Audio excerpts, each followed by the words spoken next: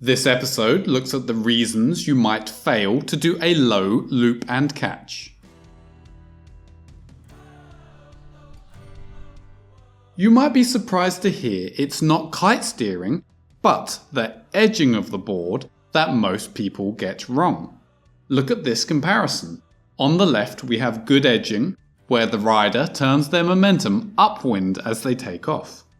On the right we have poor edging, where the rider flies crosswind on takeoff. You can see that weak edging results in a faster and heavier landing. The reason for this is mostly down to apparent wind. Good edging turns you upwind for extra apparent wind. This gets the kite around the loop faster, and when the kite returns overhead it lifts more as well.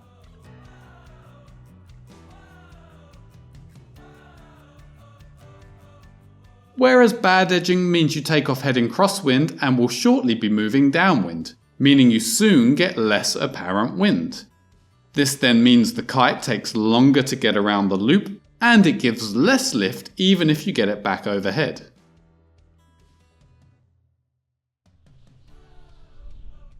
So how do you edge upwind on takeoff?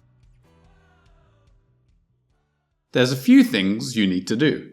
Firstly, the force from the kite will be increasing, which can make you lose your edge. To handle the extra force, you want to focus on sinking the heel-side tail triangle of the board. This helps because you're pushing in a smaller section of your board. To do this, you place more weight on your back leg and push in both heels. You can even raise up your toes to help pressure your heels. You'll want your body leant back far and your butt close to the water. Shortly before you launch, you can also crouch down towards the board, after which you can then press briefly much harder on the back foot.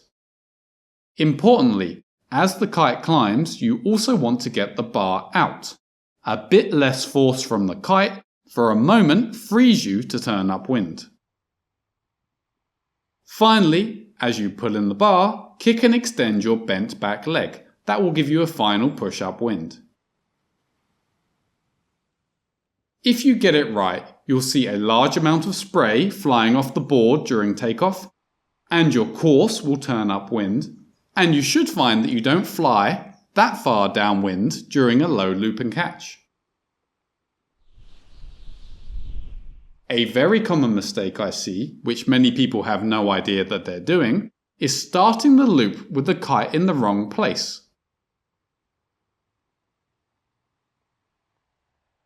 Many people allow their kite to drift quite far beyond 12. This can happen easily because as you jump, the kite is heading towards your backhand side and your weight is swinging towards your fronthand side. That's a problem because when the kite drifts further from 12, the loop will circle lower. Plus then the kite will need to travel much further to get back overhead.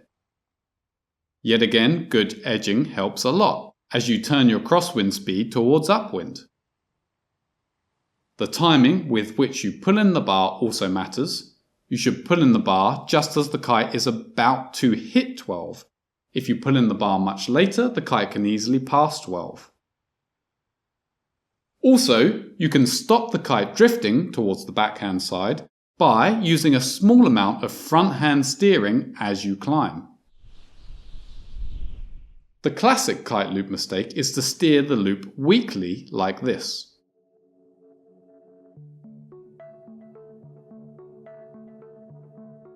Or to steer the loop and then abandon it like this.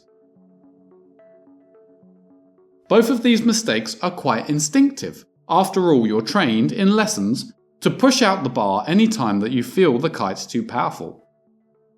With loops, however, easing out the bar makes the loop bigger and more powerful. The training steps in the previous video are designed to help you retrain that instinct. Ending the loop at the wrong point can also be a problem.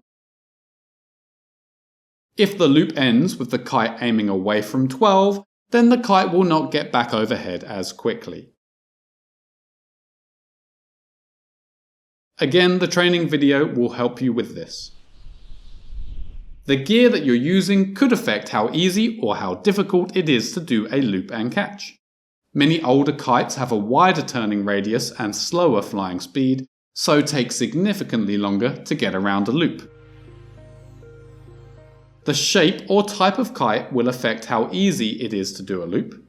I'd say the two main factors are how easy and quickly the kite gets around the loop, and how much it lifts when it returns overhead. Learning kite loops can unfortunately be made much easier with an injection of cash.